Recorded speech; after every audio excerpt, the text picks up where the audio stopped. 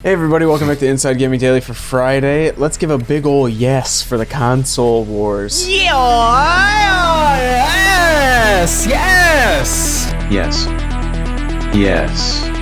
Like a Borat, yes. Yeah, it's kind of a roller coaster My yes. there. I liked it. They're back, baby. The console wars. The New York Times said so in a story, and now we've got a high up at Sony taking shots at one of the new Xboxes. The high up. This comes from Sony Interactive Entertainment president Jim Ryan, who has been giving a series of interviews about the next generation of consoles and why the PS5 totally rules, dog. Cool. He kind of blasted the whole concept behind the Xbox Series S, aka the lower powered but extremely affordable next-gen Xbox. In an interview with the Japanese site AVWatch, Ryan said that Sony has concluded that low-priced, reduced-spec consoles had not had great results in the past. Ryan said that he respects, quote, every competitor's decision and their philosophy. It's kind of a broad statement. But then he went on to make it clear that he thinks Microsoft is doing things all wrong. Ryan said that if you look at the history of the game business, creating a special, low-priced, reduced-spec console is something that has not had great results in the past. We've considered that option and seen other executives who have attempted this discover how problematic it is. We've seen executives driven mad by the low-spec console. Never again. What is this low-spec console that didn't do well that he's thinking of? That's a good question. And while he didn't call it out by name, it's clear that he's talking about the Xbox Series S, which Microsoft is pitching as a much lower cost version of the Xbox Series X. I mean, the gloves are off, the prices are out, they're not going to be coy anymore. They're just going to be just like, well, that's a bad idea that's going to suck Yours actually really sucks. Yeah, it turned a lot of heads when Microsoft announced its price, $300. That's $100 cheaper than the discless PS5. It is astonishingly cheap for a next-gen console. But the PS5 is full powered. Exactly. So yeah, there's the trade-off. Completely different thing. Yeah. Ryan gave Sony's philosophy on lower-powered consoles, adding that, based on our research, it's clear that people who buy a game console want to continue using it for 4, 5, 6, or even 7 years. They want to believe that they have bought something that is future-proofed and not going to be outdated in 2 to 3 years. Let me speak to a representative. Yes. There is nothing more future-proof than a lockdown, non-upgradable game console. Yes. The launch PS4s are running games so well right now. Now, in fairness to Ryan, some developers have expressed some reservations about the Series S and its lower specs. Axel Knighting, a programmer at id Software, wrote that he was really bummed about this RAM situation on the Series S. This isn't easy to compensate and drags down base spec quite a bit for next-gen multi-platform. He later deleted the tweet like a coward. Stand by your words, Axel. Come on, Axel. And a producer at Remedy Entertainment, Sasan Seper, also sounded off about the Series S, tweeting, as a consumer, I love this. As a technical producer, I see trouble. As a bit of a rascal, I love trouble. And Sasan kept the tweet up like a courageous poster does. There we go. Others, though, have said it'll be fine. There's no problem. Microsoft insists it won't be hard to develop for both machines. Xbox Director of Program Management Jason Ronald told IGN that the Series S will target 1440p, but it can also output a 4K signal. He said basically it's up to game devs to decide which native resolution they want. That wasn't really part of the announcement. They said 1440. Yeah. He added the way that we designed the developer environment was that a developer would ideally target 4K at 60 FPS up to 120 FPS on Xbox Series X, and then they could easily scale down to the Xbox Series S by reducing the rendering resolution to 1440p. Oh, also, before I forget, we never said happy birthday to Susan on the show on the right day. What? Who the hell is Susan? Alana's mom.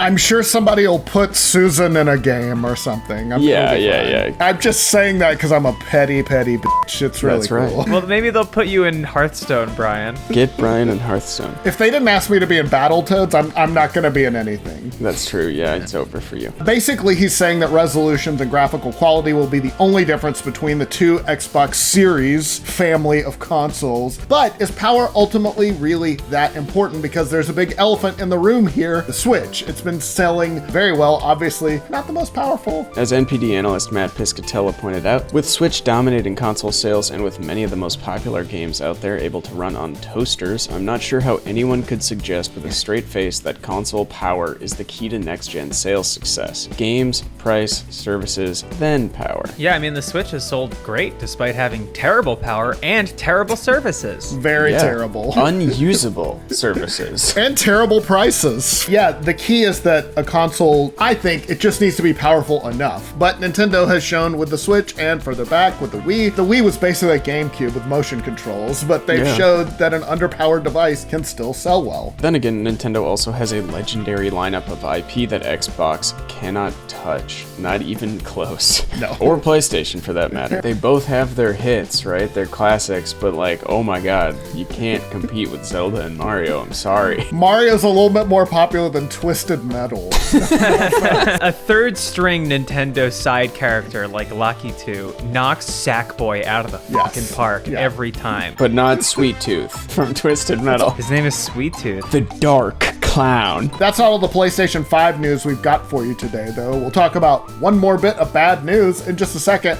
But first, let's talk about one of our favorite shows, The Boys. Today's episode of Inside Gaming Daily is brought to you by The Boys Season 2. The Boys are trying to bring down the 7 because they've all been wronged by them in the past. They're licking their wounds from last season and are now on the run.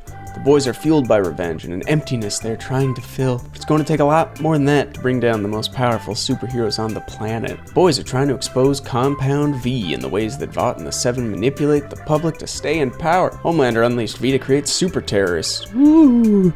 Which is really a selfish ploy for the public to look at the Seven as saviors that can keep the world safe from this threat. Stakes are even higher this season for the boys and the Seven, and we get deeper into the characters. We find out what each of them is fighting for. We learn even more about the humanity of the Supes, which is so unique for superhero stories. It's so refreshing to see their vulnerabilities instead of their weaknesses. Heroes are not born, they're made. That means something very different for the Seven and the boys. The Seven are grappling with the notion of Compound V and what it means in terms of the power and aura they possess. The boys were forced to become anti-heroes because of the atrocities committed by the Seven.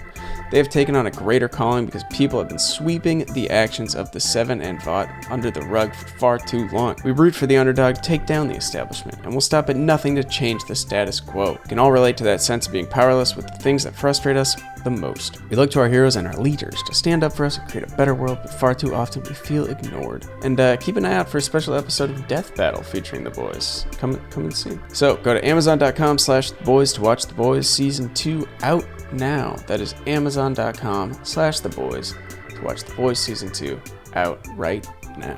Okay, back to the PlayStation 5. Jim Ryan also broke a bit of disappointing news about the next-gen console and its backwards compatibility, in that it is not going to have much of it. In an interview with Famitsu, Ryan was asked about the PS5's compatibility with PS1, PS2, and PS3 discs or downloads. Ryan said that because of PS5-specific engineering, the design team was mostly focused on the simultaneous use of high-speed SSDs and the new DualSense controller. It's weird, I've had an SSD in my PC for the entire time I've had it, and I've never had issues running old games.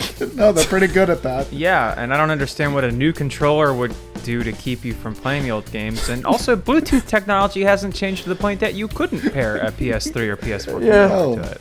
All that talk means basically that the PS5 won't be compatible with games from any of those older systems, the PS1, the PS2, or the PS3, although Ryan did stress it will be compatible with, quote, 99% of PS4 games. He added, "We thought that they would like to play PS4 titles on the PS5 as well." Yeah, dude. I don't want to have to own a PS3 anymore. No. I have to plug it in every once in a while. I hate it. There's also games like Metal Gear Solid 4 that are like classics that you just can't play unless you can own a PS3. As Ars Technica pointed out though, Ryan hasn't been too big on backwards compatibility in the past. He even kind of trashed old PlayStation games, which is a weird argument to make about your own company. Yeah, back in 2017, he told Time magazine that backwards compatibility is one of those features that is much requested, but not actually used much. He added, "I was at a Gran Turismo Turismo event recently where they had PS1, PS2, PS3, and PS4 games. And the PS1 and PS2 games, they looked ancient. Like, why would anybody play this? I get the feeling Jim Ryan doesn't like video games. I Yeah, feel like he's just There's like an air of a contempt. corporate guy who's in the gaming space, but he doesn't like give a shit. It's like, why wouldn't you want the biggest, flashiest best. thing? Yeah. Before they became valued, Victorian architecture was just seen as ugly, and they just tore down like every single Victorian building until one day someone's like,